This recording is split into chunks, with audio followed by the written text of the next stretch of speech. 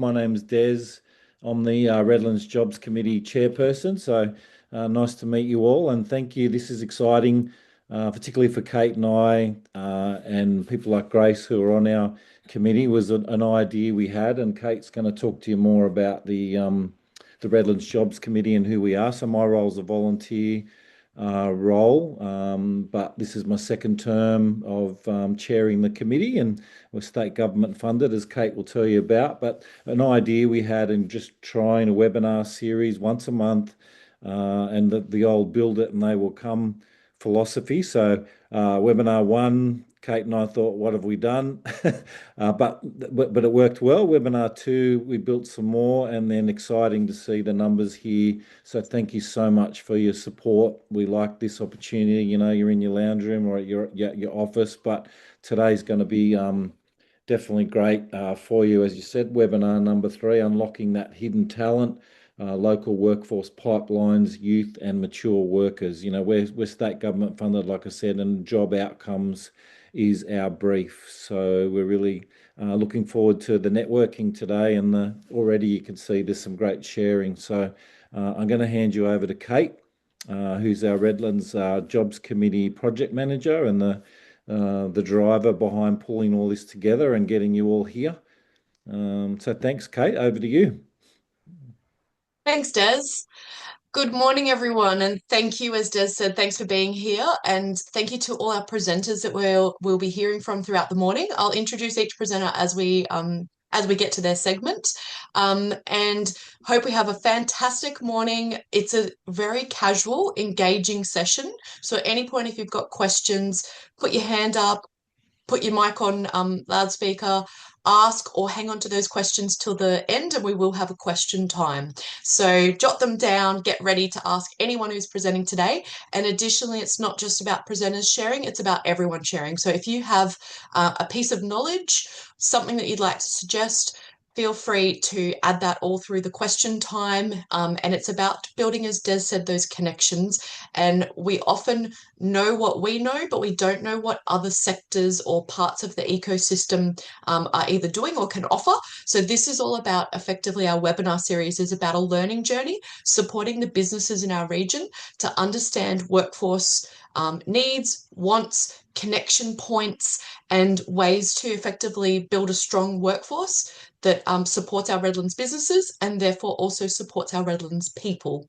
So I will jump over to a quick PowerPoint intro, and then we will get started from there. So I'll just share my screen. Okay, there we go. And onto the PowerPoint. So as Des said, sorry, our topic is unlocking hidden talent, youth, mature workers, and local workforce pipelines for today. We're one of 12 regional jobs committees that is funded by the Queensland Government. And you can see on the screen the other regions that are funded, but obviously we're focused on the Redlands. And effectively what the Regional Jobs Committee does is we're here to be driven by locals, for locals, and we've been operating since 2020, and we've got a current contract through till September next year. So really what in a nutshell is the RJC focused on? It says it in red on the bottom of the screen there. Our Redlands RJC is designed to bring regional stakeholders together to create coordinated approach to development of unique local workforce solutions. So we do have an action plan with 7 different initiatives that we work on, and one of those initiatives includes things like webinar series. So I won't bore you with all of the detail about what we're currently doing, but just to highlight, this is our RJC. We have currently 12 committee members and 10 supporters, some of which who are on this webinar with us right now and you'll hear from. And we also have myself and our media team who are there to do all the communications, the project management and whatnot. But effectively the drivers are industry and other reps from within our region who are helping bring different pieces of the puzzle together to help support coordinated workforce solutions for our region. We have a website, which I won't go into too much detail other than to explain we have two websites. This is our main RJC website.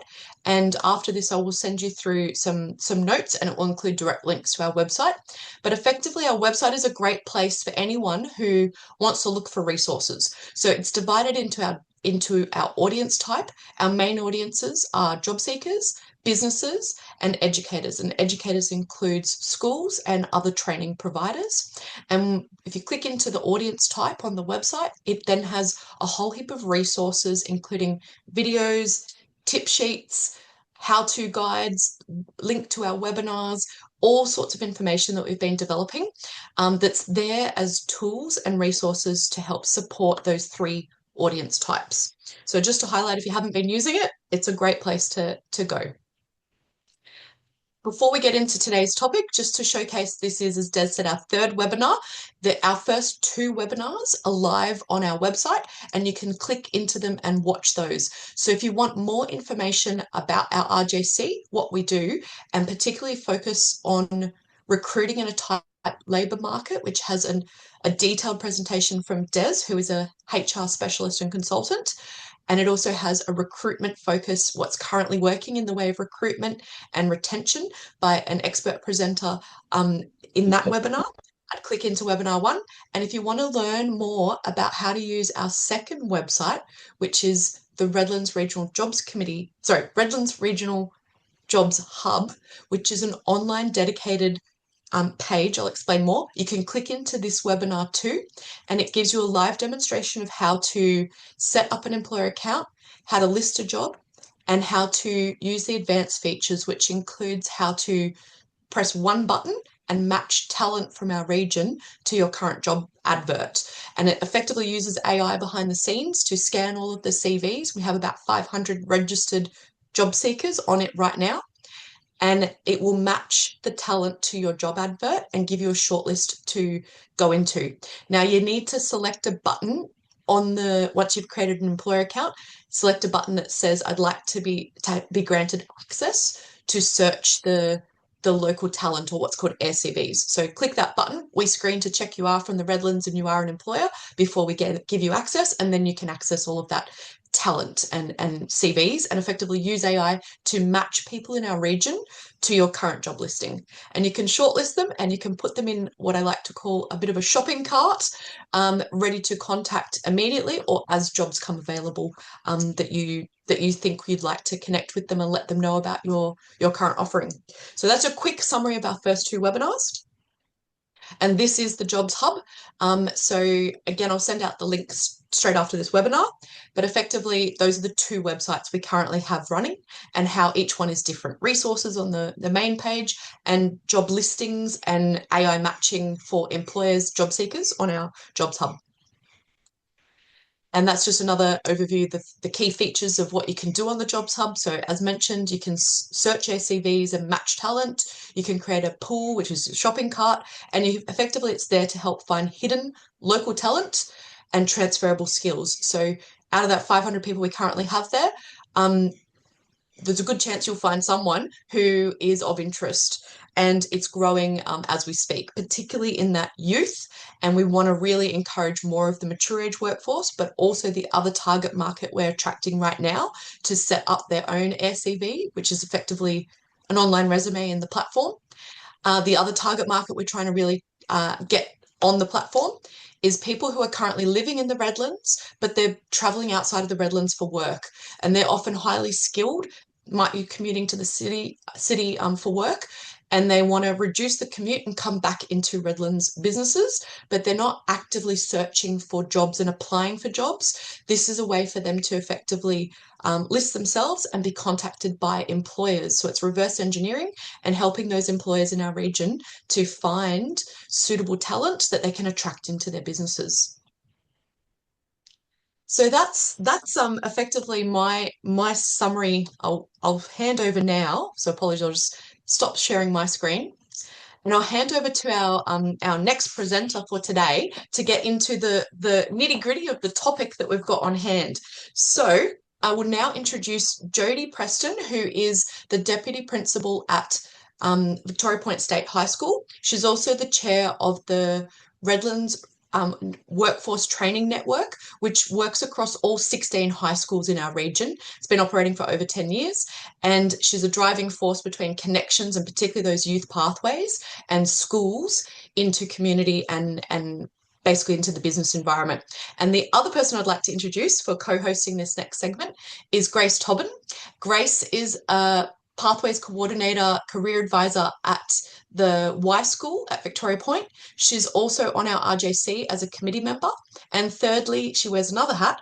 She's the Vice President of the Redlands Coast Chamber of Commerce. So I'd like to warmly welcome Grace and Jody to present today.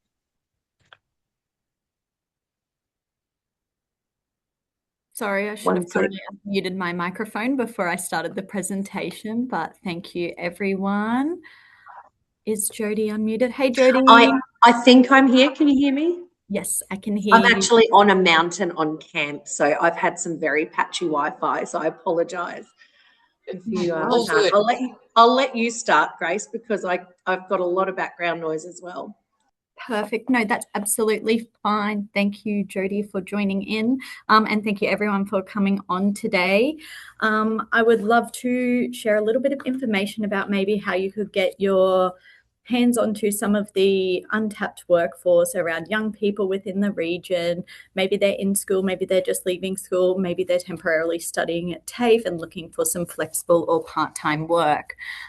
So a lot of people have a cookie cutter 38-hour-a-week job that sometimes is hard to fill, but sometimes can be broken up into multiple other roles or chunked down into littler jobs as well, which could be suitable for our youth unemployment, specifically youth unemployment on the Southern Moreton Bay Islands as well, and just different strategies as to how to tap into these young people. So, of course, there is myself and Jody here on this webinar. So we'll be doing questions, I believe, at the end or throughout, if you just want to pop them in the chat, and then we can get to them at the end or throughout the presentation. I think Kate and Des are going to keep me privy to anything that happens in the chat because I can't see with my beautiful presentation just at the moment.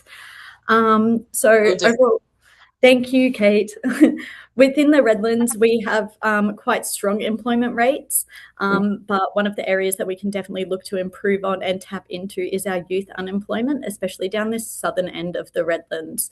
So through Victoria Point, we have a multitude of aged care facilities. We have the Redlands Hospital as well up the road, who are always looking for staff, and maybe there's just some gaps or barriers to accessing potential staff that they don't know about. So I know the region has hired a Lincoln launch officer, which I might let Jody talk to in a second, pending background noise and internet accessibility.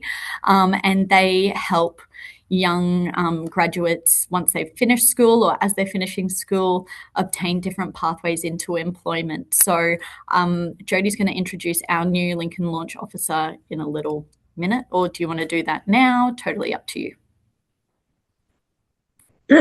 Yeah, I can quickly speak to Nicole Leonard-Hearn is our new Lincoln launch officer. So a Lincoln launch officer's main role is, as we say, as it suggests, is to connect young people up to the age of about 25. She works with school leavers only. So we're not looking at students that have dropped out of school and are looking for a connection. We're looking at students that have, or ex-students that have completed qualifications, their formal education is complete, and they're ready to join the workforce, but perhaps are having a few barriers in making that link.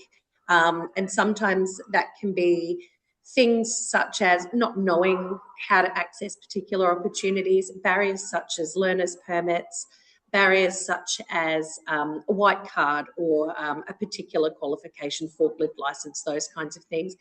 And she's a very skilled person in that she will make that connection and she'll find that link and help that young person.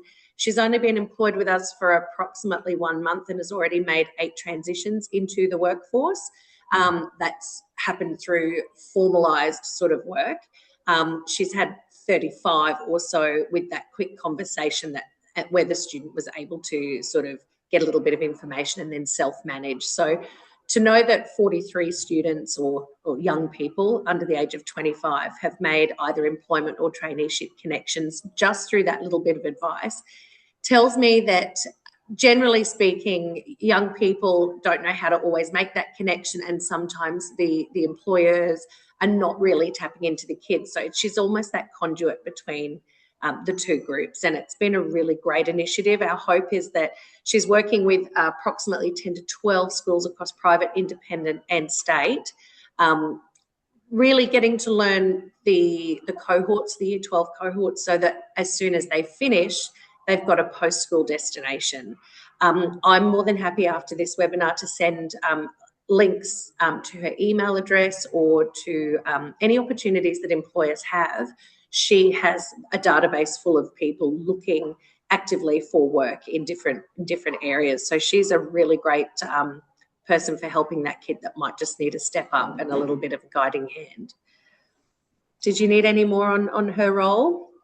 I think that was amazing. Thank you so much, Jodie. And then if anyone has any questions, more than welcome to just pop those ones in the chat, and then we can review them at the end with the panel chat, or Kate can shout them out as we go through.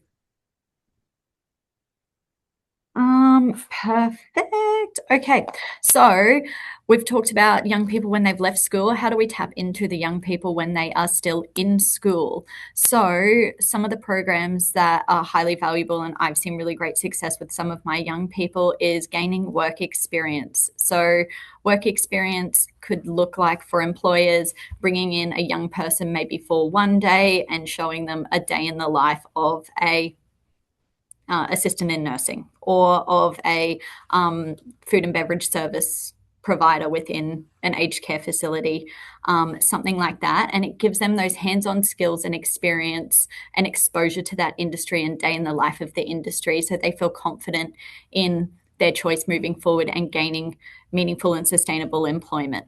So quite often young people will come and they go, I would love to be a support worker, I would love to be a nurse, I would love to do this within the healthcare sort of industry. You ask them a couple of questions about what they think the job might be like to, I guess, skim and scan their understanding of the role.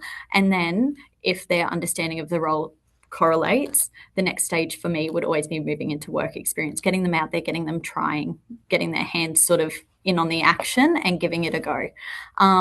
If you are an employer that is maybe struggling with your recruitment or finding sustainable and meaningful ways to recruit staff, opening up the opportunity for work experience, it's unpaid, and it can be to, I guess, whatever sort of time period that is going to be suitable for your organization and business, and can almost be used as sort of a training field for those young people to see if they're going to be suitable for your organization, but also if that young person is suited to that industry and if that's where their interests and skills lie.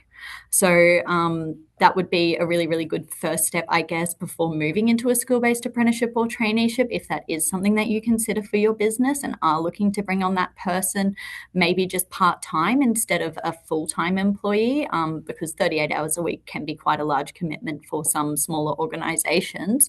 So building those young people up, moving from work experience into a school-based apprenticeship or traineeship, where that young person is employed by the company and is also studying an aligned qualification on a part-time basis, coinciding with their school studies. If those two options are something that your organization is maybe not ready to commit for or unsure about committing to yet, an industry immersion or opening up your business for an excursion and just to do a walk around of it, and or going into schools yourself and presenting to young people, getting them excited about their industry, because I think there's so many untapped jobs within our region that we don't even know exist at this stage. There's so many, I guess, just like there's small micro businesses, there's contractors, but then there's also these larger organizations. And while in schools we try and be experts in our field, I'm not an expert in healthcare. I don't know all of the jobs that are in the healthcare industry, and trying to convey that to young people, sometimes it's better coming from the people who are in there doing those jobs on a day-to-day basis. Grace, I'm nodding so heavily in the background. If I could jump in there, I completely concur with that statement. I think that is a really tricky space for our young people. I have a lot of boys saying, I want to be a tradesman. Okay, what would you like to be? A plumber or a builder? And okay, have you thought about air conditioning technician? Have you thought about concreting? Have you thought about steel fabricator? They don't they don't think outside of the box. When we talk healthcare, they say a doctor or a nurse or an administrator. They don't think about being a wardie or in the hospitality sector within the hospital. If you talk hospitality, they think barista, cook, server. They don't think event planner. So it's a little bit about sort of getting the spidey web out and letting all of those sort of more niche or less in your face kind of roles be known to students, because I think sometimes their lack of knowledge is their biggest barrier as well into finding what really floats their boat. Absolutely. I think Kate had said it in one of our previous RJC videos. It's what you can't be, what you can't see. And I think showcasing the opportunities available within the various industries, that being a tradie isn't just going and sticking up residential frames for new houses and new builds, is paramount in sustainable and meaningful outcomes for our young people within the region. Thank you, Jodie. Work experience. So we spoke a little bit about work experience just in that previous slide. So it doesn't just benefit high school students. Sometimes when participants are involved with Workforce Australia providers, they can also obtain work experience through their insurances. Schools definitely cover young people whilst out on work experience. We have, what do we have? Work cover insurance and public liability insurance. So when a young person's coming to work with you, there is a little bit of paperwork involved, but it is to make sure that everyone is having a safe and enriching experience.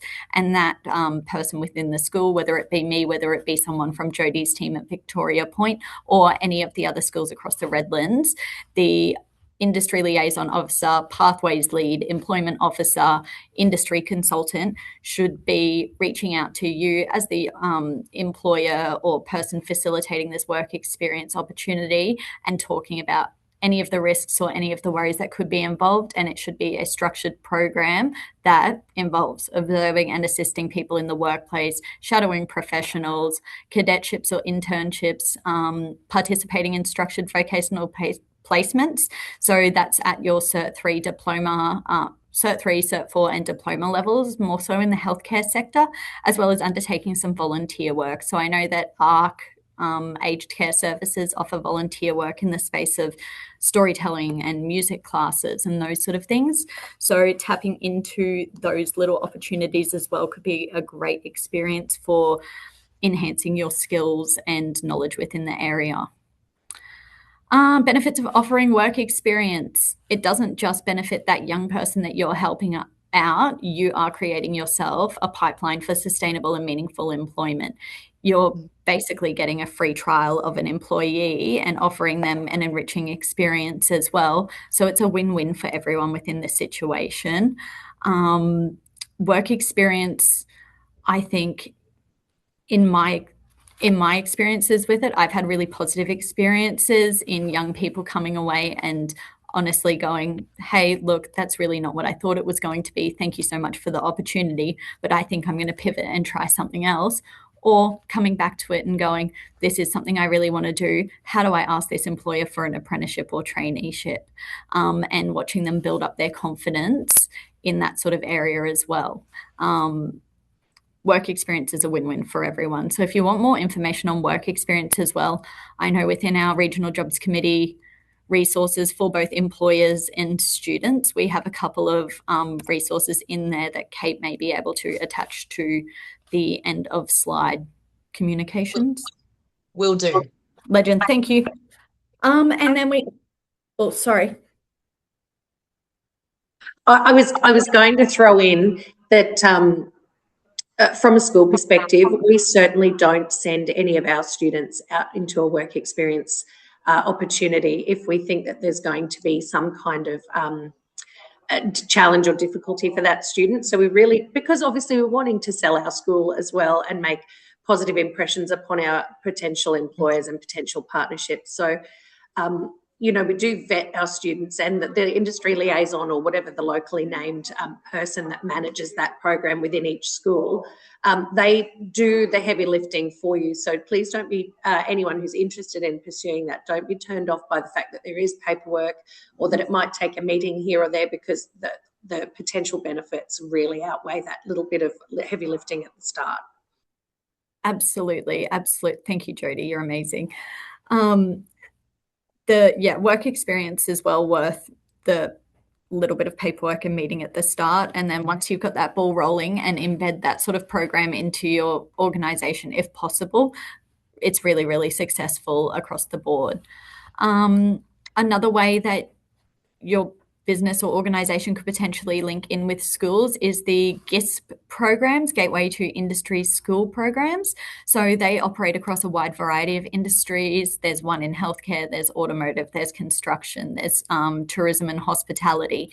And these, I guess, contract winners are awarded as funding as a conduit between the schools and the industry. So the broader industry, different employers, what employers are looking for, communicating that back to schools, and sort of employer expectations, offering employer immersion days, those sort of things. So if your business is wanting to, I guess, give back to the community or link in with schools, you're not really sure how, maybe it's not a Redlands specific school, maybe you're wanting to go really, really broad because you've got lots of opportunities that you want to share, the Gateway to Industry Schools program is really, really great.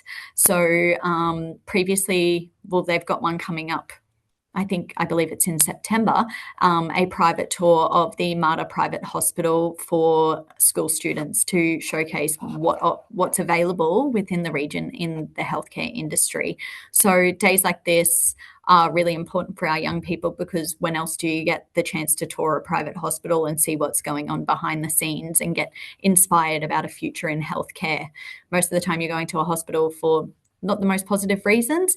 This is a positive and enriching experience for young people, for employers, to see how everyone interacts with one another and potential suitability for employment outcomes for those young people and for those employers that may have jobs readily available.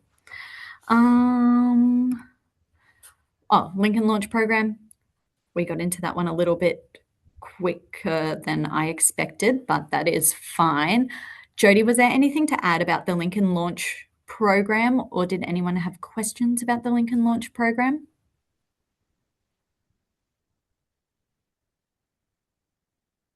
We did, Grace, sorry, because you can't see the chat. We did have a couple of questions in the chat, but between Jodie and I, we've put a reply into those questions. Oh, awesome. Perfect. But if anyone's got further questions, we can definitely talk more at the question time. Legend, Yep. thank you. And I was just going to say, being that she's new, she hasn't done a lot of sort of community outreach stuff, but we have got some solid intentions to do, some Lincoln Launch stuff where broadly advertised in the community, kids coming to one place to get that kind of help. So watch this space. Awesome. I look forward to it. Perfect. Here's a little bit more about what the Lincoln Launch Officer within the region is offering. So hopefully that's either been answered in the chat or can be answered by Jodie and Kate in question time, or myself as well. And then we've also got Apprenticeship Connect providers. So if you're at the stage where you've gone, yes, I've identified I need a trainee, I need an apprentice for this many hours per week, you can go to an Apprentice Connect provider, which is providers such as MEGT, MAS National, Australian Apprenticeship Support Network, or Busy at Work. And they often have jobs boards available where they can find participants and link you in with suitable candidates. They manage the contract for you between yourself, the training organisation, and the employee, to make sure everyone is holding up to their terms and conditions. And if any challenges or barriers arise, you can reach out to that Apprenticeship Connect provider and they will support you through navigating those challenges, whether that's supplying your apprentice with a mentor, supplying yourself as an employer with a mentor, or doing some additional training or linking them in with additional services that may support their employment. Just to add to that, Grace, I'll put in the chat contacts for the apprenticeship support providers who are operating extensively here in our region. And as Grace said, anyone who is signing someone up for an apprenticeship or traineeship does need to have an apprenticeship support provider as part of that agreement. And there is only 4. And we can give you the direct contact so you can go straight to the operators who are operating here in our region. Absolutely. And different operators have, I guess, different features within their apprenticeship contracts that they're able to offer as well. So just asking how they can best suit your business and meet the needs of them. Ring around, see which one's going to be best suited to you and your organization, and same for RTOs as well. So I believe we have a section within our website that states all of the local training organizations that are available, as well as Skills Gateway, which I think is linked in our website also. And I think this one is you, Jody. Yeah, look, this is a bit of a good news story that came from a recent work experience opportunity. And this particular graphic that you see here was driven by the employer. They were so impressed with one of our students that went along as a work experience trial. LJ Covers, they work in the textile industry, industrial textiles. So I think that it's mostly to do with things like shade sales and sort of large textile type things. I'm clearly not over what exactly they do, but it looked really interesting. Our young person, Zach, he's actually a student with a disability. He's got a vision impairment that's quite severe and actually degenerative. But regardless, he's incredible with his hands. He's always been a very motivated, hands-on learner in our industrial tech space in particular. He went on in, there's a beautiful, if you want to have a quick read, sort of rundown of the types of things that Zach got to do in a hands-on work experience environment. He's teed up to start an apprenticeship the minute he finishes high school. So they were so impressed with him. It's incredible because obviously parents of students with a disability can sometimes be quite anxious about what the future will hold beyond the school gates because it can be limiting. But here we have someone who's, never thought he would be able to be a tradesman, but given that a lot of the cutting materials, given a lot of the measuring materials are now actually digital and they're vocal as well. So what he couldn't see, he could use technology to sort for him. So it was a really awesome, I guess, example of how a student who you might not have thought would succeed has had a really significant so Zach will start a school-based apprenticeship next week. Excellent. Thanks, Tennille. It was a really positive, good news story about how work experience can be such an affirmative thing, especially for this particular company who have really struggled in the recruitment space because they're not a trade that people know about readily. So, yeah, that was just a little bit of a positive employee-driven reflection on work experience. So. Thank you, Jody. That's a fantastic story, and it really showcases that where a business is struggling to fill their workforce gaps, they've got to think creatively. And sometimes what between yourself and Grace have just highlighted, you've got to map it. You've got to create an actual workforce plan as a business and say, where am I going to find people? How am I going to attract them? How do I make my offering and my industry interesting enough to attract talent in? And how much of that talent do I need to grow from a grassroots perspective versus bringing in skilled qualified talent? And so there is workforce advisors who will work across major key industries, which again, anyone who would like to be connected with a workforce advisor, there is a web page called Industry Workforce Advisors. It's state government funded, and they can work with you on your business workforce planning. But what I was just going to say is some of that grassroots stuff, like Jody and also Grace have highlighted, it's almost like the stepping stone. So the stepping stone is a business can start from a very low investment point of view, like Grace was saying, do an industry immersion, invite businesses to come in to have a look at their offerings, 2-hour block, something along those lines, sparks interest, gets them known, starts a relationship, etc. Also go and talk at a school, do a careers panel chat for an hour. Commit to something for, once a term, do something. And then you can start to build a relationship with the connections like Jody and the pathways officers across the schools. You can start to really build that relationship. And then when you have an offering as a business, you can say, I'm looking for this. The schools know their students, they know their talents, they can select for you the right kind of person with the right skills fit to come in and start them as a work experience student, then progress them through to potentially either a traineeship, apprenticeship, or part-time casual work, or even full-time work as things progress. But it's definitely a really valuable way to build your future workforce pipeline, in addition to your skilled talent. So just wanted to quickly showcase that and thank you.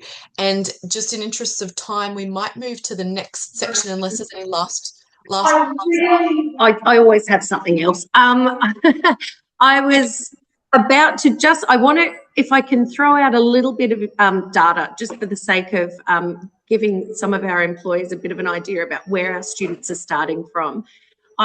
Last year at Victoria Point State High School, had 125 students in my Year 12 cohort, of which all of them received a QCE or a QCIA, which is that level of achievement that says they've satisfactorily or effectively successfully finished school.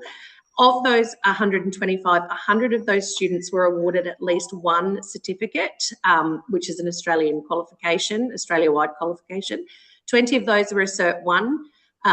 Some of these kids got multiple. We had 72 with Cert 2s, which are entry-level qualifications as skills, 42 with a Cert 3 or higher, which is a traineeship level, 2 with a Cert 4, and 12 with a diploma, which are, really high levels of skill. A number of those students, I think 40% of our students went for an ATAR with an intention to go on to further study at university. A large volume went to TAFE, but all of them were seeking part-time or full-time employment. So obviously, to the cost of living, my word, no one can really afford to be at home on mum and dad's dollar anymore. So given that that's the level of skill that's coming through, the kids have had some part-time jobs, that they've got these skills and that they're actively looking and working for opportunity. I think, it's almost criminal that kids are still looking for work when we know the opportunities are there and we know that they are skilled. And that sort of data is reflective across all of the schools in our region. We're all quite similar in our output and our numbers. So, I think it's certainly in terms of an untapped resource, and we're here to help. If you've got the opportunities, we'll find you the kids. Thank you, Jodie. That's fantastic. I'll just check, is Michael De Castro online with us at the moment? I didn't see his name in the list. No, we might ask Grace to just quickly showcase the things that you're hearing, and Jodie, again, yourself to jump in. So working with young people, we did have a presenter who was Michael from looking at youth comments. Oh, sorry, do we have someone? No. So talking about what young people are looking for from employers. So the key trends of what are being heard regularly, to give employers who are online now a bit of a sense of what's important to young people when they're looking at their career path, they're selecting employment opportunities. I can definitely talk to that too, but there's key trends that are kind of coming up that sometimes employers don't necessarily get to hear themselves, and it can help employers on how they actually word their job applications, how they actually interview, to entice young people into their offering. And just to quickly share, we are developing over the next 3 months a new resource which actually came from Grace's concept, which is the onboarding process. So what we're hearing from a lot of employers is, particularly for youth, but it's not just youth, but that first 3 months of employment, there's a significant dropout.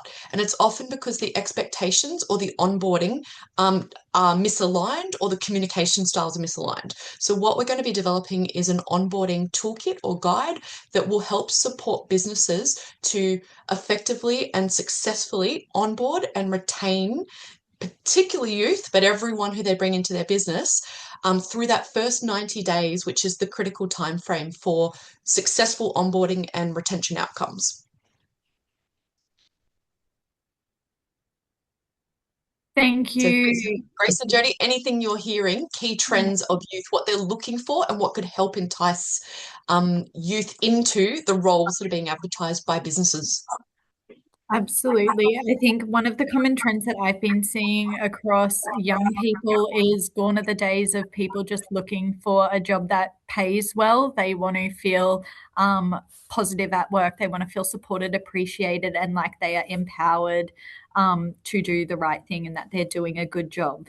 Does this look like a Bunnings sausage sizzle or a barbecue once a month out in the yard with all of the boys and maybe a carton of beer? Absolutely not.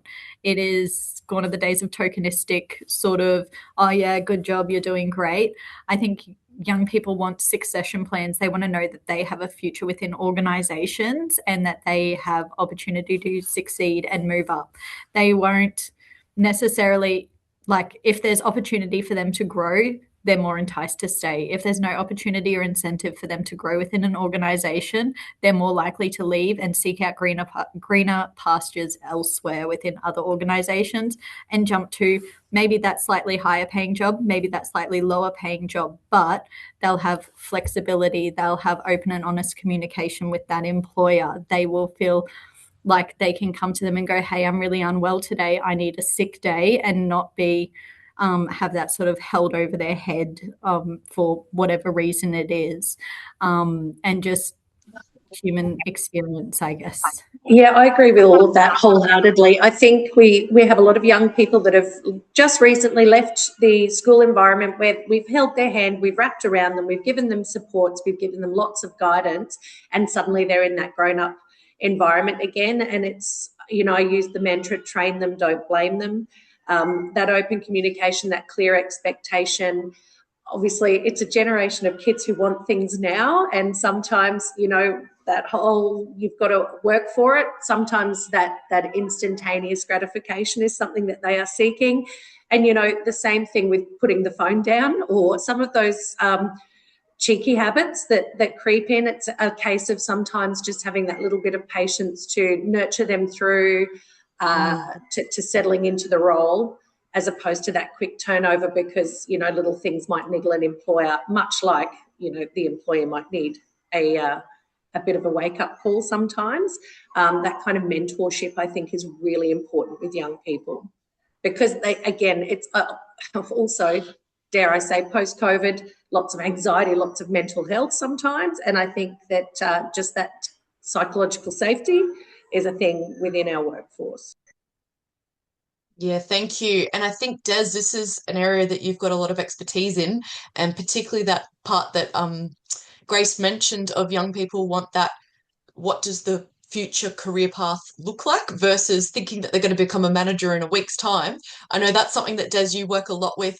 You might want to add something there that helps employers understand what young people are really meaning when they talk about long-term career path mapping. Yeah, we could talk a fair bit. I'm just conscious we also had a question there. When do we start talking about linking with older workers? So just conscious of time too, Yes. Kate. But certainly in my experience from a HR point of view, I could talk about that all day. But yeah, there's a lot more onus on employers these days, as Jody said too, just spending that time being patient. And I noticed there's a question there about the young ones not listening as well. So it's really the workforce has changed in how we need to embrace and onboard, like Grace said, and nurture these people through the workforce. I'm where I am today because of great mentors in my life in my early working career, and there's two that I pride myself on talking to that set me up for success. So it is about, taking people under your wing and helping them develop and helping them see that pathway. They do want to see when they start. Sometimes I joke that on Monday they start, by Friday they want to know when they're going to be a manager. But that's also with you showing that what does 1 month look like? What does 3 months look like? What will 6 months look like in the job? You've got to give them a bit of a pathway. The old days of welcome, Des, here's your desk, here's your computer, see you at lunch have gone. But we could talk more about that, but I don't want to take up too much more time today, Kate, but happy at any stage to help support in that space. Absolutely. It's a bit of a passion area of mine, for sure. Thank you, Des. We might now switch across, as mentioned in the chat. We now have two fantastic speakers who will come to us, Dennis and Michael. They're here to talk to you about a mature age workforce. So how do you attract mature age workforce into your employment offerings. They're going to give their lived experience, tips, tricks, advice, one from a self-funded retiree point of view and one from a pensioner point of view. What does an offering need to look like from a business perspective to entice, attract and retain the older workforce? So thank you to both Dennis and Michael for joining us today. Okay. As far as attracting, I suppose, retired older people, we'd have to be looking at a situation which fitted in with us from a family social standing. So hours of work,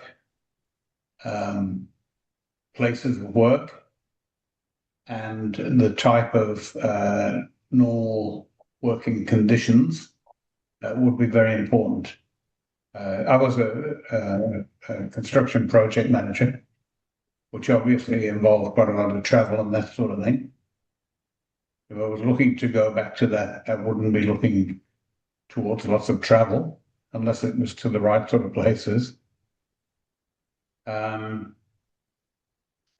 also, with so many jobs dependent these days on software and computer systems, there's a retraining aspect that I'd have to be looking at to make sure that it was up to date with what was required in there, because that's so important. It's just a critical path to working now.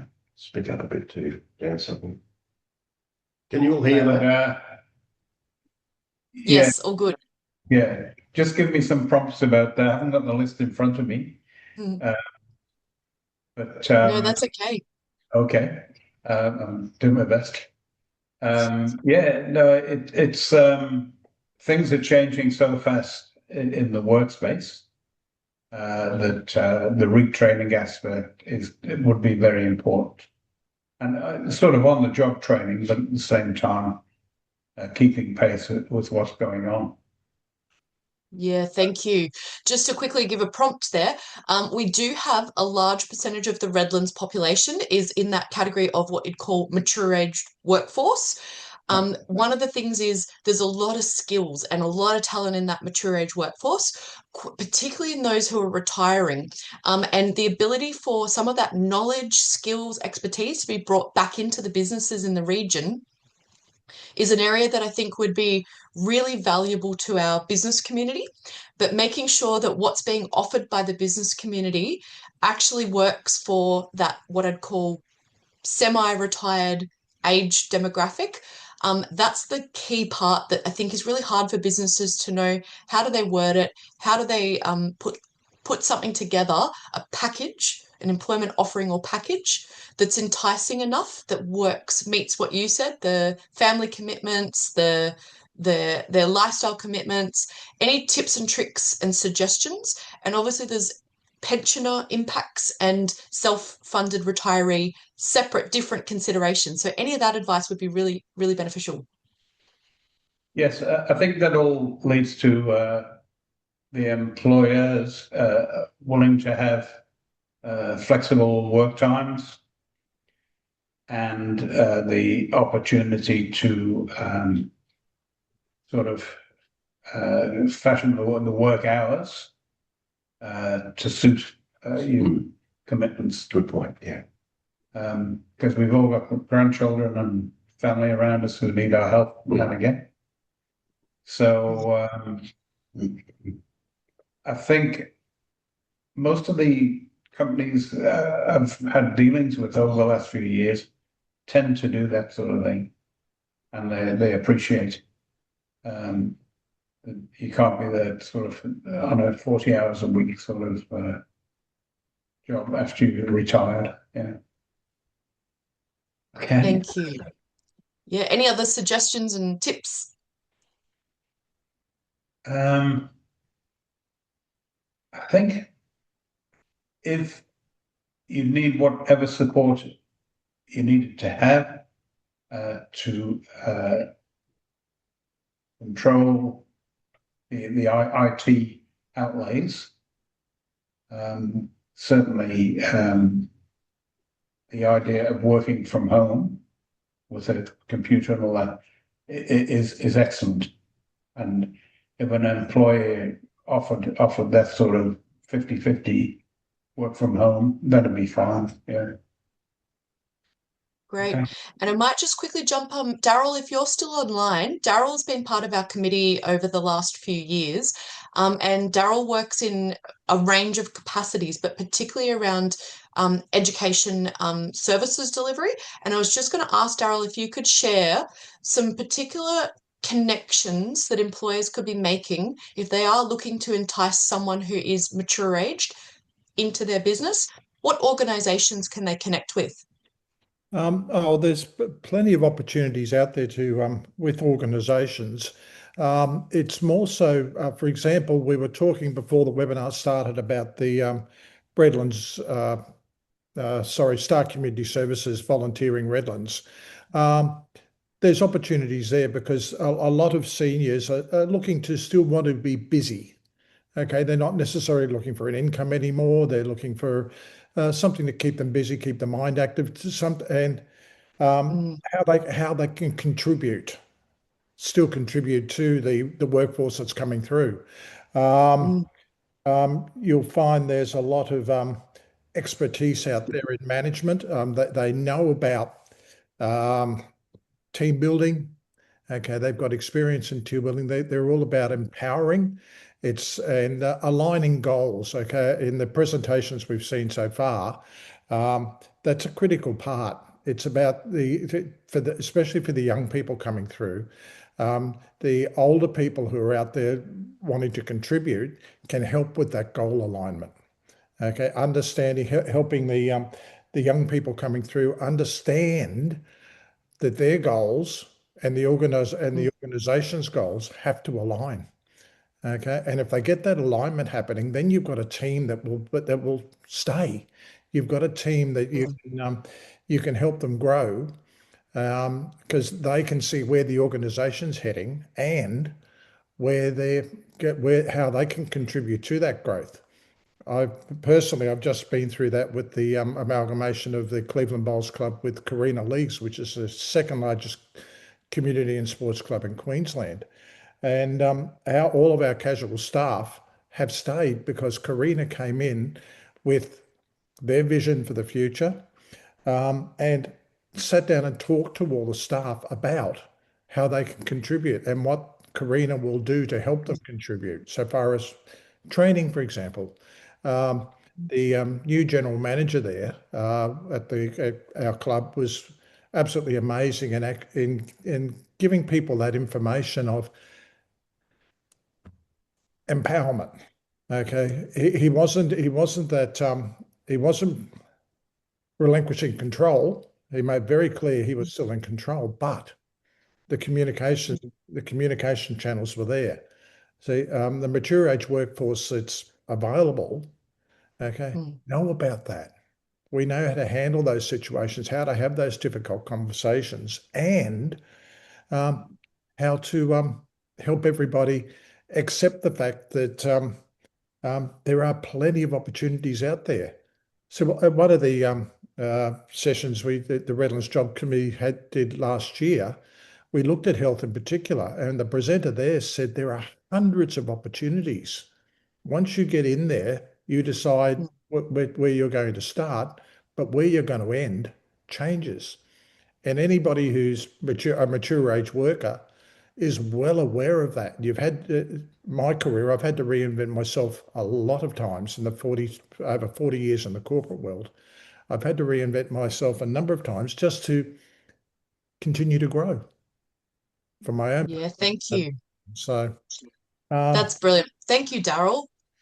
Really appreciate that. I'm just cognizant of time, so apologies, but we might get Kelly to present from ETC. So Kelly Weaver, thank you for joining us. She works for ETC in Workforce Australia Support Services, and I'll let Kelly explain a little bit more and add value, and then we'll jump to question time. So thank you, Kelly, and thanks, Daryl, for that, and also to Michael and apologies, I'm having a mental blank, Michael and Dennis. That's Dennis. Thank you. Fabulous. All right. Can you hear me, guys? Yeah.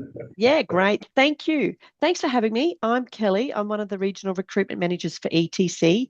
Plus, I'm also a former CTA trainer, which is Career Transition Assistance Trainer, which puts me in a perfect position to discuss today's topic, as I've worked closely with mature age job seekers as well as with employers from all industries.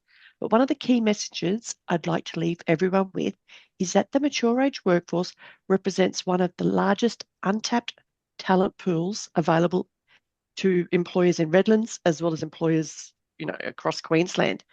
In employment services, we work with the mature age job seekers every day. While there are certainly challenges, there's also enormous opportunities for the employers who are willing to look beyond age and focus on their capabilities. Many employers tell us that the staff who are reliable, loyal, punctual, and committed. The reality is that's what mature age job seekers bring with these qualifications. We're seeing strong employer interest in mature age candidates, particularly in the industries experiencing skills shortages. Why? It's because mature age job seekers, as we said, they have a strong work ethic. They have lower turnover rates. They have extensive life experience and workplace experience as well. Their customer service, their communication skills are great. They have great problem solving abilities. They have professional maturity. They're not attached to their phones all day. Plus, they have strong attendance and maturity, punctuality records. Many have spent decades in workforce and they understand the workforce expectations and customer services and teamwork. What's interesting is that mature age job seekers, most of them, by the time they get to 45 and over, they're not looking for a career ladder anymore. They had that in their 30s. They're looking for meaningful work, which the guys mentioned. What was your names? Dennis and Michael. They're looking for meaningful work, stability, opportunities to contribute, and a boss who understands their needs. They're looking for a work family. Let's think about that. That's exactly what the guy said. They're looking for someone who understands, gives them a bit of flexibility if they need to work from home, whatever. They're looking for that work family, that someone that understands. The challenge is that while employers are often value these qualities, some mature age candidates still struggle through the modern recruitment process, which once again, the two guys, Dennis and Michael, touched on. Thank you very much. This is reinforcing everything that I'm saying and learning, or I've learned through my experiences. The people we support who remain unemployed often face barriers that go well beyond finding simple vacancies. Some common challenges is low literacy or digital numeracy skills. They have limited confidence in applying for jobs online. They have difficulty navigating complex onboarding systems. They have had long periods of out of work, not from any fault of their own, but because of caring duties and caring of parents, grandchildren, whatever that thing is, but they have had periods of out of work. They have out-of-date resumes. They have health conditions or physical limitations. They still have caring responsibilities of aging parents, partners, or children. Some of them have transport issues. And then they have big thing is they've lost their confidence. They have reduced confidence after applying for multiple jobs and being rejected. One thing I see regularly is the capable candidates being overwhelmed by the whole recruitment process, and many applicants now require online profiles, multiple passwords, documents uploaded, online assessments, automated systems before a human even sees or reviews the application. For someone that hasn't applied for a job in 20 years, this can feel extremely intimidating. We've seen in recent redundancies an employee who has been loyal for the one employer for 15 to 20 years. They are now facing challenging times with little idea of what to do next. They have absolutely no confidence. One gentleman I was speaking to had worked his way up in the company for the 20 years. He was in a management position now. He had no formal qualifications. And when I said to him, "What do you want to do? How can we help you?" He explained to me that he just sort of pretty much said, "I guess I'll have to start on the tools again." Like, this man he had no confidence. The company he'd worked for hadn't done any upskilling officially, but he had the transferable skills. And sadly, age bias does still exist. even if it's unintentional.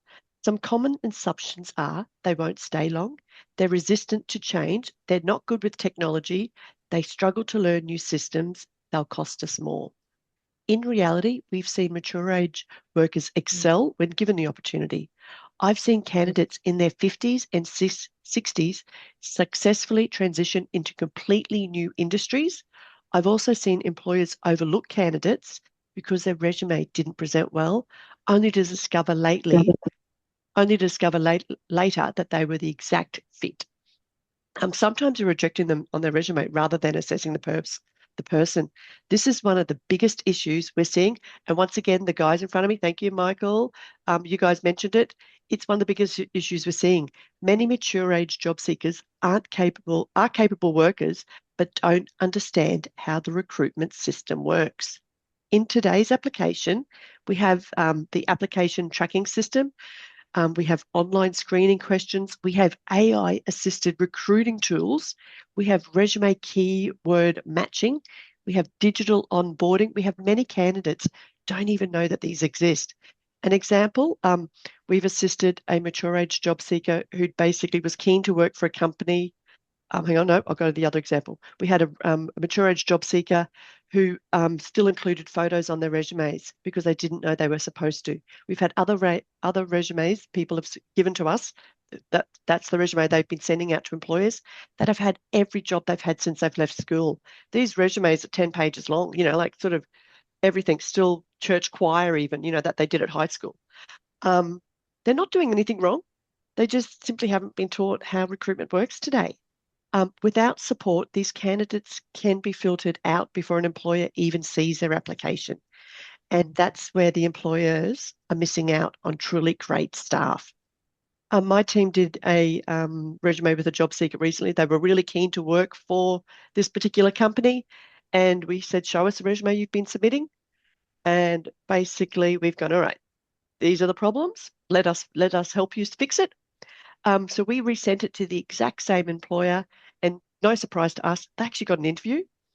And with a little bit of interview, once we knew that they had an interview, we did some interview prepping with them. They also then got the job. But initially, this employer, just through the whole system application and all that, behind the scenes stuff that doesn't actually see human eyes, they would have missed out. But the really good news is there's lots of support available for employers and for job seekers.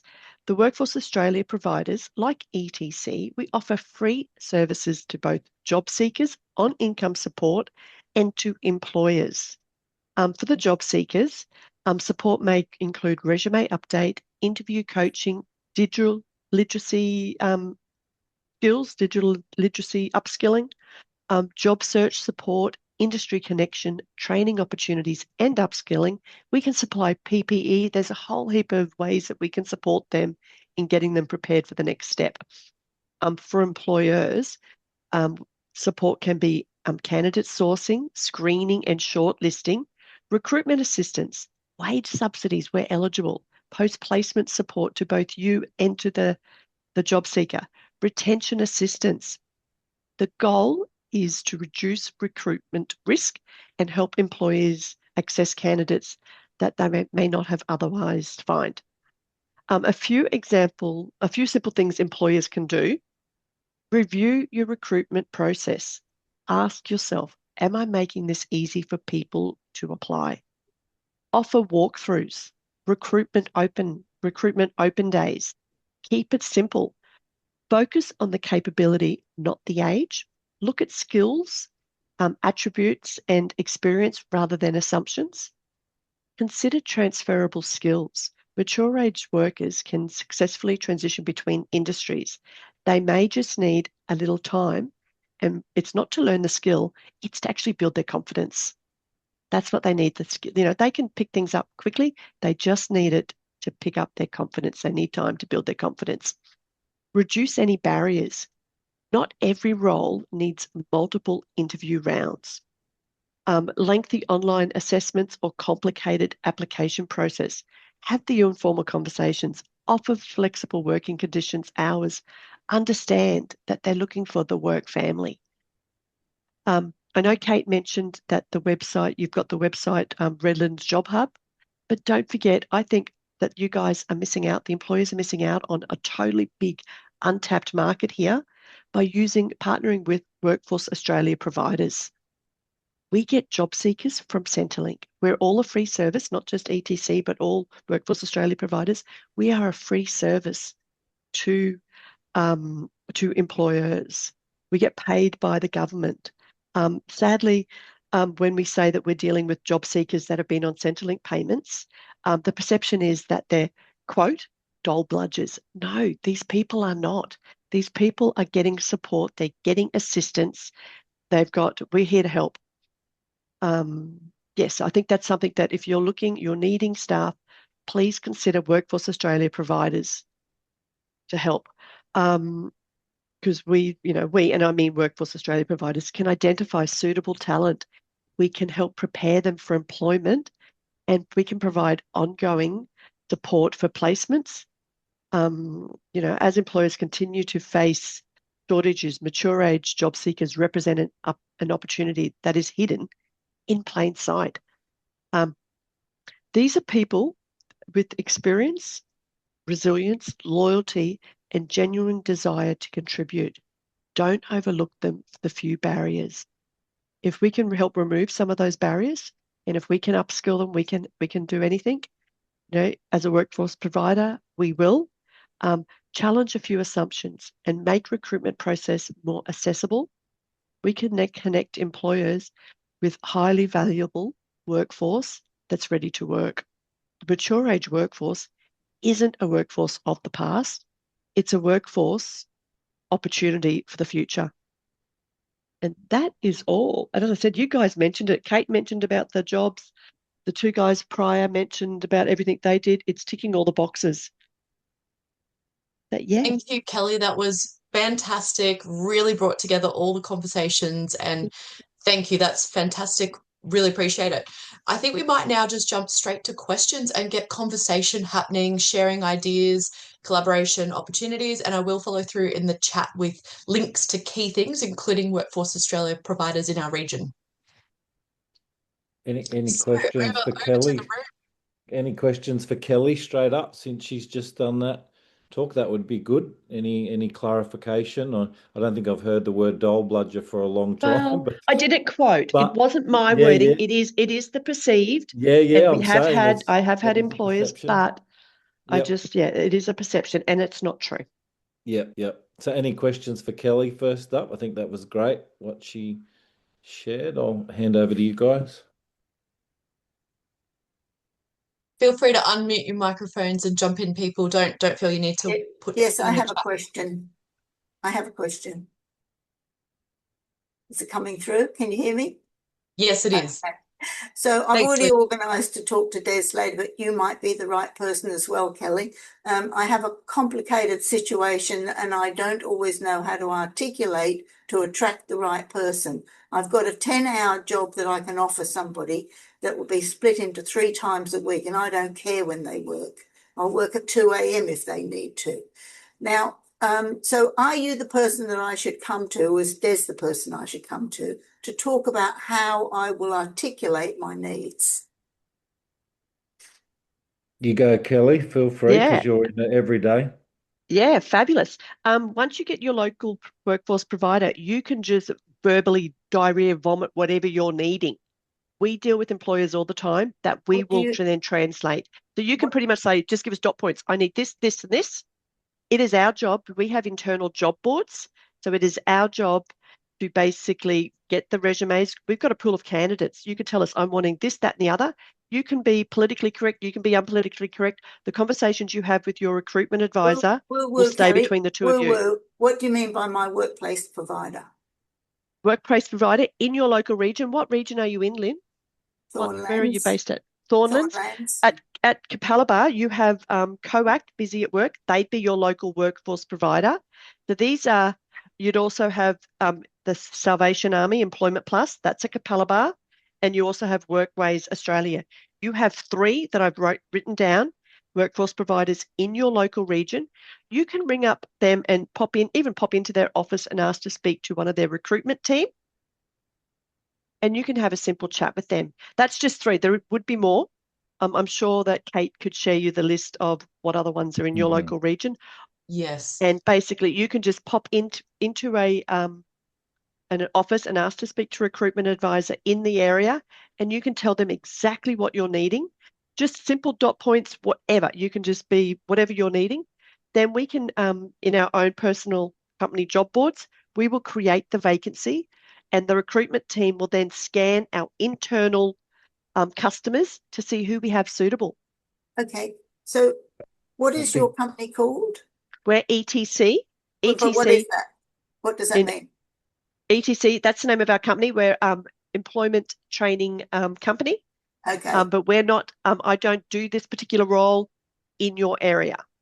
Okay. I'm just speaking on behalf of Okay. providers in general, Lovely. all No, providers. that's okay. Give me good information. Thank you Yeah, very much. So go in, honestly, they would have a caseload, of, a couple of 100 people within that age group, whether they have the skills. There's tools we have onboard, we have internal candidate boards.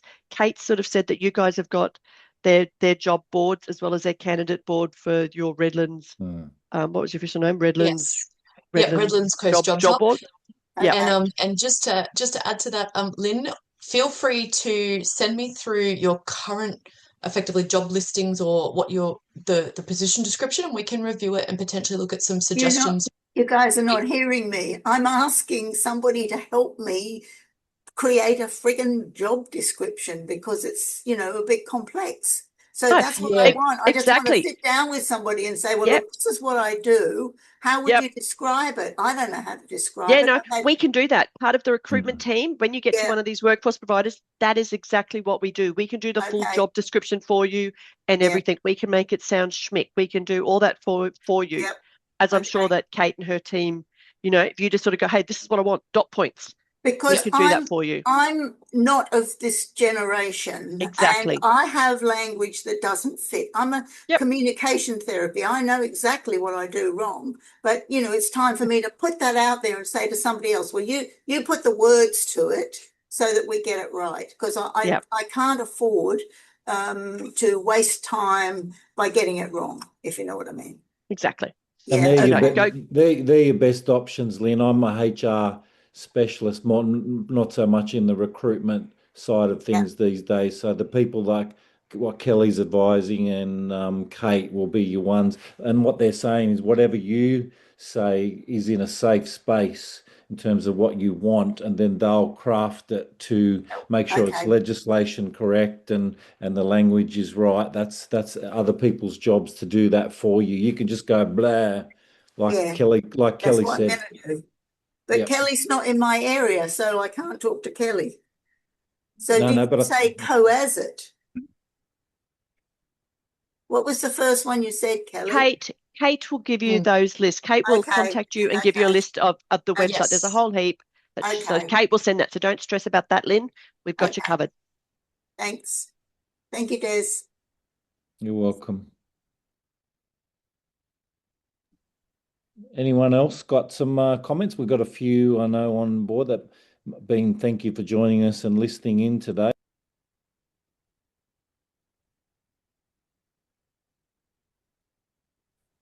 If not any questions, then anyone got anything else they'd like to add to the discussion?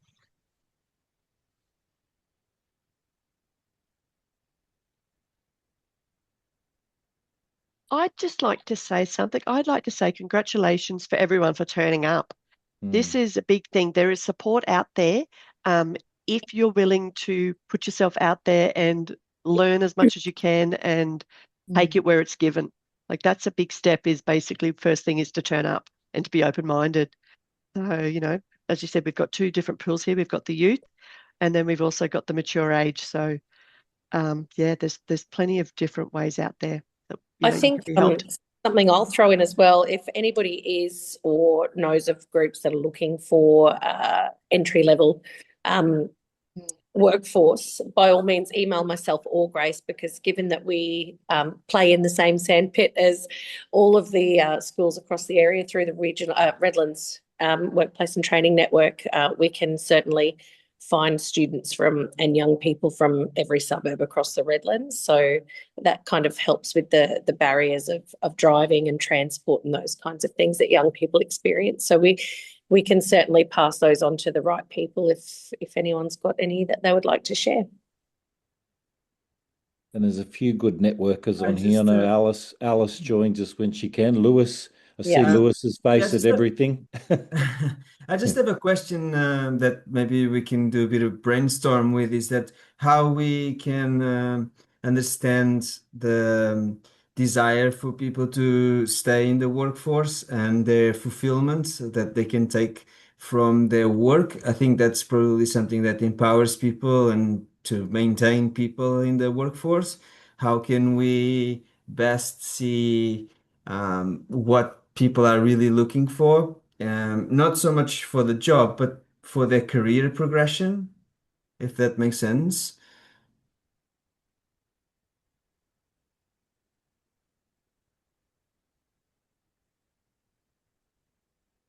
I'll add something that we found is maybe not so much for career progression, but just for employer retention, is just for the employees to feel appreciated.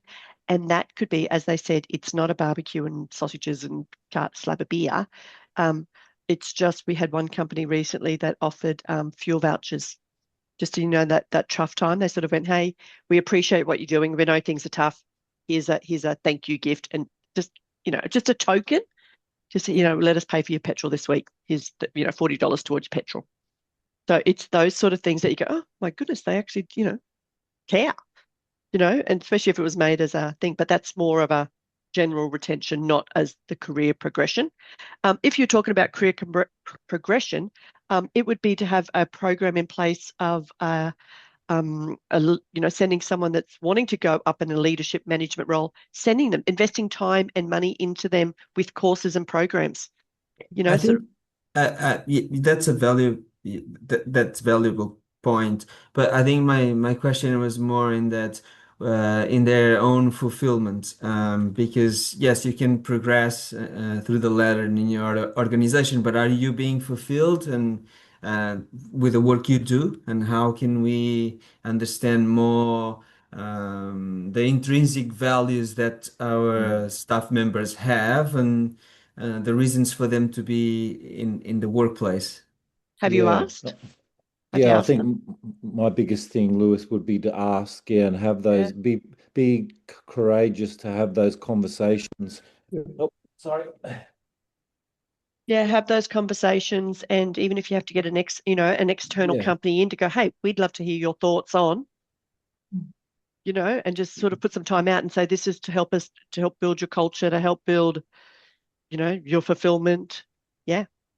Yeah. I spend a lot of my time, Lewis, as an external consultant for a lot of businesses in the Redlands, and some of that is taking the time because the owners are busy or the boss is busy, and just those questions: what's working, what's not, how you're finding the role, things that Dennis said earlier, like Dennis, you talked about having time with the grandkids. I'm a granddad times two, so having that flexibility.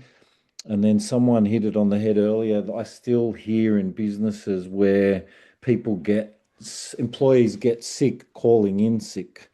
We need to be creating workforces where people are comfortable to know if they need a mental health day or they need a day out, that they're not going to be drilled and asked to, give their kidney as evidence of why they need a sick day. We need to be changing the way we trust our employees and we value them, and having different conversations with them about what they bring and why they work for us. Why do you enjoy coming here?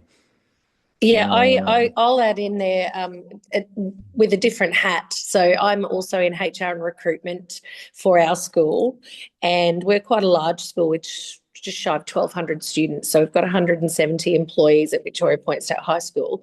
And in the midst of a teacher shortage, retention is a really big concern for us, and obviously workload and red tape and all of that sort of stuff for certainly for that group of teachers that are 0 to 7 years.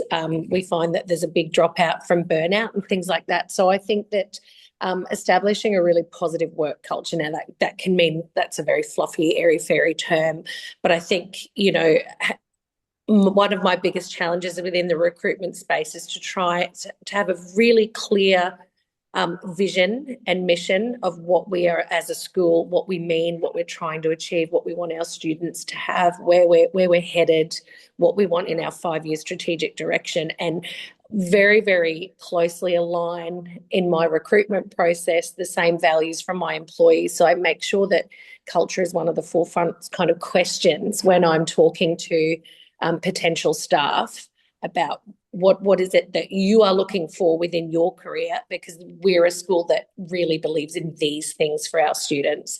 And that it's tricky, and you don't always have time for it, and sometimes, you know, needs must, and you might employ someone who fills a gap for the short term. But I think strategic recruitment really requires everybody to be sort of rowing in the same direction. It's a fluffy term, but it's true, and it's made all the difference in my workforce for sure. No, that's fantastic. And I'd also say giving people time. If you can give people that you're looking, just, I don't know whether you do it now, but just a half hour once a fortnight, once a month, just to sort of go, hey, listen, I'm actually here if you need, here to listen, here to, you know, you'll get to learn about them more. And yeah, I'd say time. If your boss or somebody gives you that time, you go, oh my goodness, they're actually invested in me. Yeah, I know that they're busy.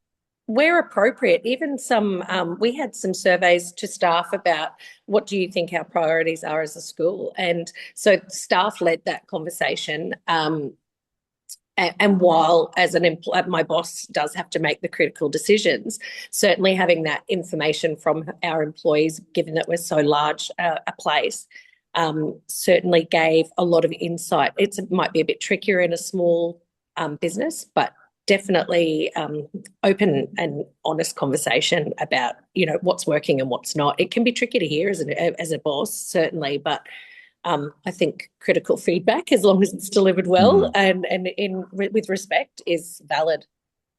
Does that help, Lewis? Yeah, fantastic answer. Helpful. Yep. If I can just add one more thing, it comes back to that simple principle of building trust. Okay, trust from the employer's point of view in their team, and trust from their team of their boss and their supervisor. And it's got to be there in every organisation, whether you're large or small. It's about trust, and it's about you get that trust happening. You'll be able to have those conversations, the difficult conversations, and the career path conversations, and everything else. Absolutely. Yeah. And bringing in outside help. Okay, as Des mentioned before, okay, I've done that as a consultant. I've come in and worked with the management team to understand where they were all heading and where their priorities were and everything else. And then I ran independent sessions with their employees, okay, on trust. Okay, do they trust the where it's heading? Okay, do they trust that they can be that they are part of that journey that the organisation is on? Okay, and it's as simple as that. You've got to build that trust with your employees. If you've got that trust with them, they will trust you. Yeah. Otherwise, you come in one day and there's a resignation on your desk and you had no idea that it's coming. So try and have those chats early. But yeah, we could do another whole webinar on that. I could talk for ages on that. Yeah, thank you. I just wanted to add the webinar 1, which is around the recruiting in the tight labour market, has a lot of that focus on recruitment, like what Jodie was talking about. And Des and Sharon give really great tips and tricks on the current what's working well for recruitment specifically. So feel free to have a look at that webinar. Thank you. Any last questions or comments? We're about 5 or 6 minutes off finishing. Yeah, I've got a comment. It's been great. It's been lovely.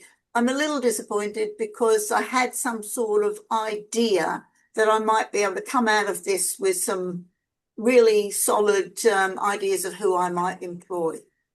So it's just a sort of how I read it. and what was provided. I understand what you're providing. I used to work in that area. I guess for me as a prospective employer with a small job to offer someone that could grow into a really big, interesting job, I kind of feel it missed the mark for me. Sure. So we don't have like an online platform of prospective candidates joining. So is that what you thought this would be? No, I thought I'd come out with a clear idea of what I need to say in an ad to get the right employer for me. Sure. So definitely the suggestions have been provided to follow through after this. Definitely, I Yeah, think will help sure. you get what you want. Yeah. And so connect with me, connect with, as Kelly was suggesting, we'll give you a list of all the Workforce Australia providers. That will definitely help you with getting the wording correct. And there's obviously also consultants who can work, who fee for service will do that as well. But what I was also going to suggest is in terms of other places we haven't discussed to try and promote your job listing once you got the wording right. Definitely some of the places we've talked about, the Jobs Hub, we've talked about directly with employment service providers, but another place that I'd recommend is Facebook. And that can be Facebook groups and pages that are aligned with jobs. And I'll share with you. Can I just interrupt there because I know we're short of time. But Yes. there's also other things I need. I need to know what I need in place as an employer, how things have changed, what due diligence, if you like, that I need in place as an employer. I mean, I don't have any idea of that. Way out of touch. Yep. Can I just jump in again? Yeah. Lynn, how long have you been in business for? And very I've personal been in question. business for a very long time, but I've basically run it by myself. All I right. have occasionally employed part-time people. Two of those have been absolutely brilliant. Everybody that works for me is blown away with what they learn. I have a business that's a global business. Yep. It involves social media and all that stuff. Yep. But we have self-employment assistance, a part of the Workforce Australia contract as well, like as a provider land. There's self-employment assistance business advisors that can offer you a business health check, a business mentoring session.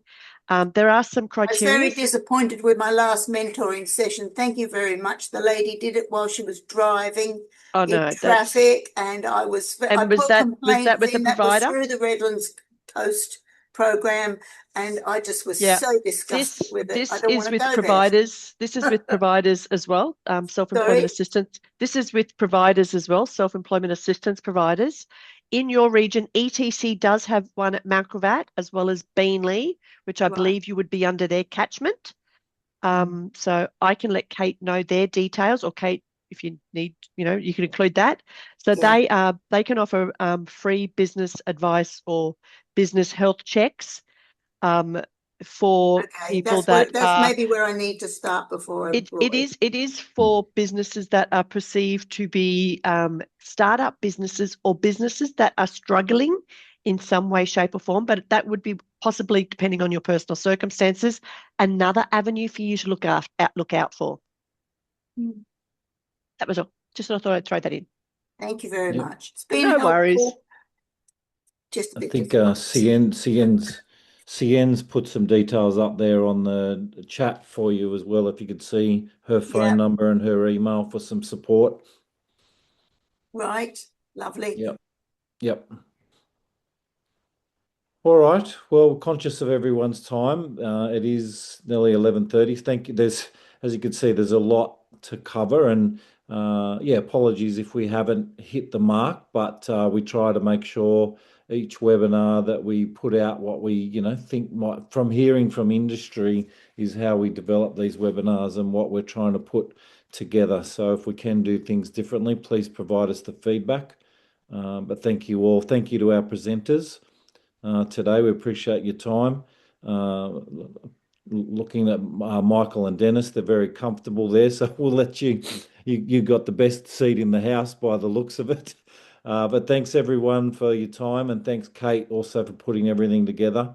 And please do reach out if we can be further of assistance. As you can see, we might not have all the answers as an RJC, but we've got tapped into so many different resources and so many different people that we can connect you with. That's what we're about.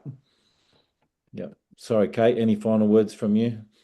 No, that's perfect. And thank you. I reiterate all of what Des just said. And thanks again to everybody for today. Thank you very much. Thanks all. Thank you. Thank Thanks, you. everybody. Have a great afternoon. Bye. Thank you. Bye.